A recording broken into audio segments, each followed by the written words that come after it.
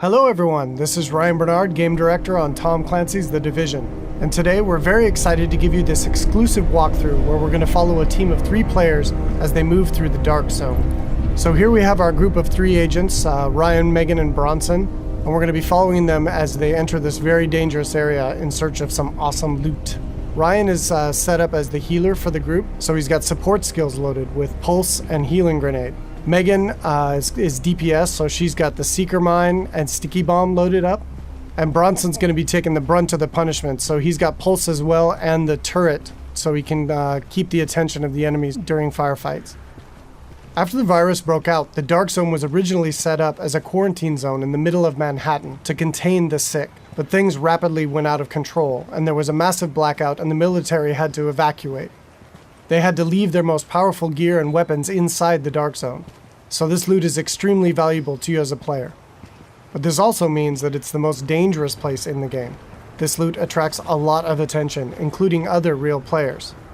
The Dark Zone is a multiplayer gameplay space in our world, which you can seamlessly enter without any loading screens.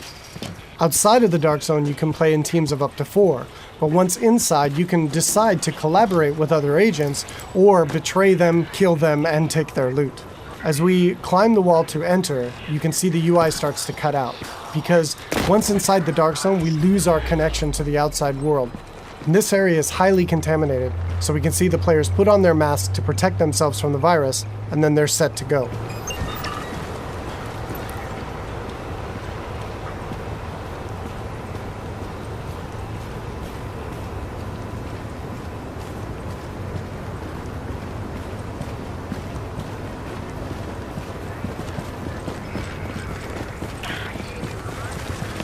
Okay, now we see our group is coming up on some enemies up ahead.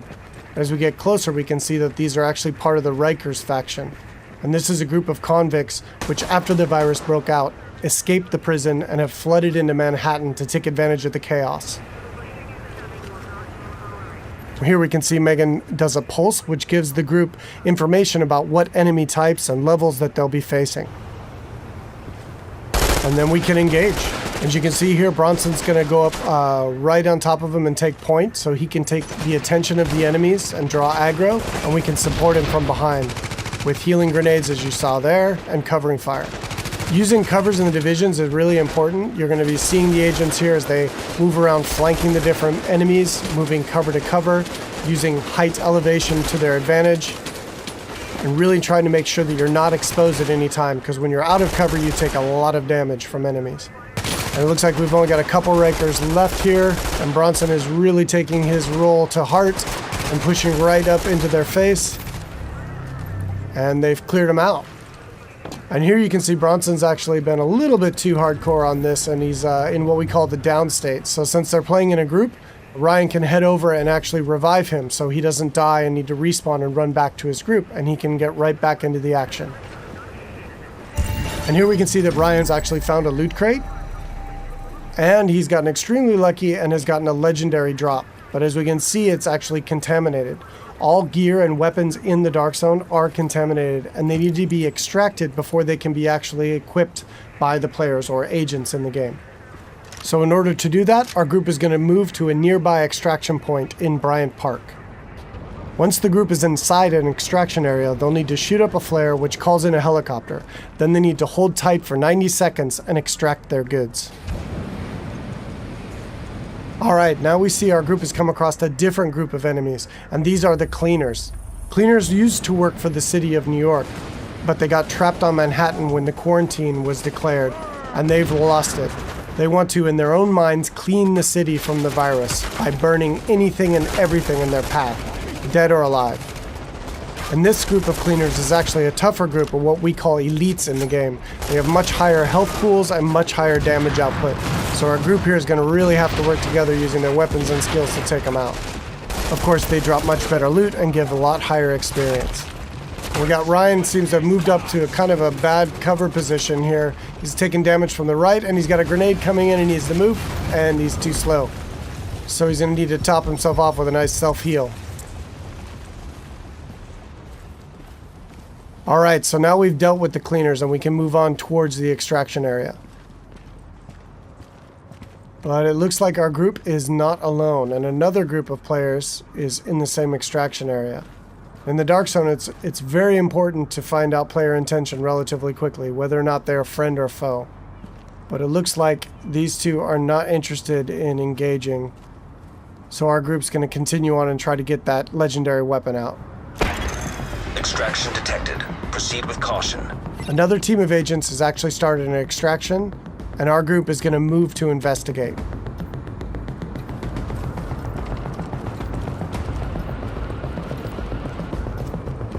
And as they come around, we do indeed see that an extraction is taking place, and they got about a minute left on their timer before the helicopter shows up. We don't see the extracting team.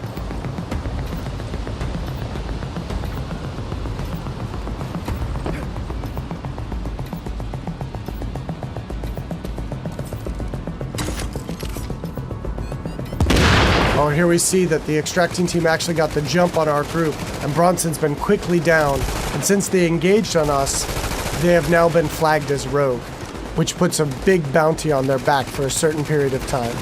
Luckily, Bronson was able to make it back to our group, and we were able to quickly revive him and get him back up into the fight. And now we've got some PvP chaos happening. And here we see Ryan throws out another healing grenade to heal up both of his teammates as they're flanking around to the left to try to get better position on these rogue agents.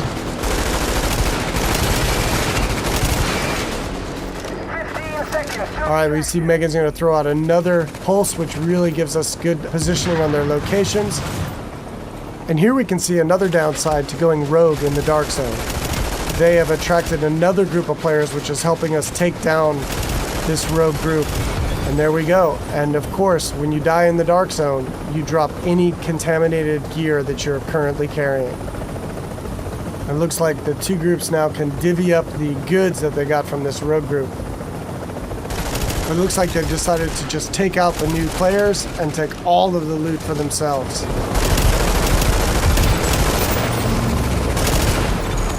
You are attacking friendly forces. Rogue protocol initiated.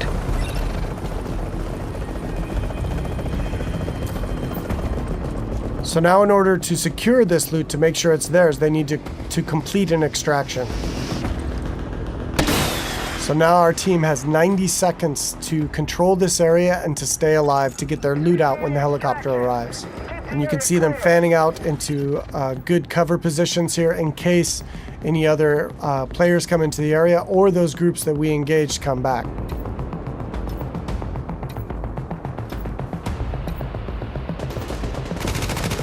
Which it looks like indeed they do.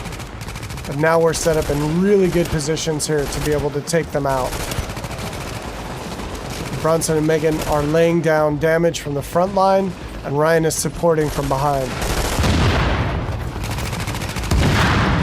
And again, it's really important in the game to make sure that you're always in cover whenever possible, and that you're not being flanked by any enemies.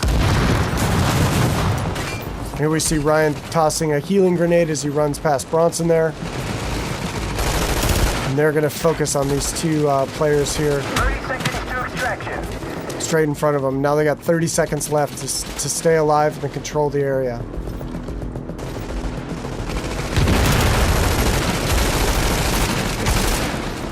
And that was some nice coordination there. It looks like a double kill coming off.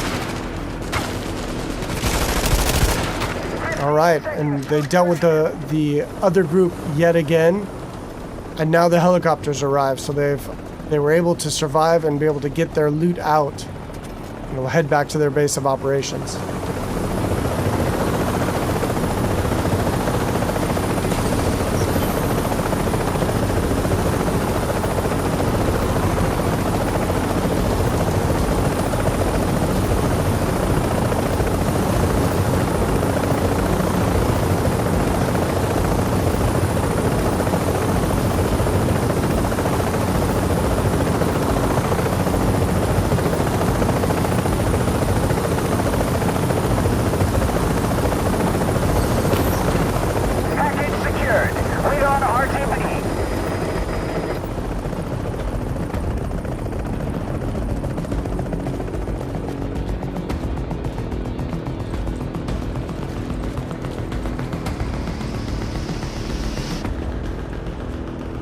Now we can see the group is still flagged as rogue, and they're a very juicy target for other agents in the area. So they really should leave this area quickly and decide where to head out to next.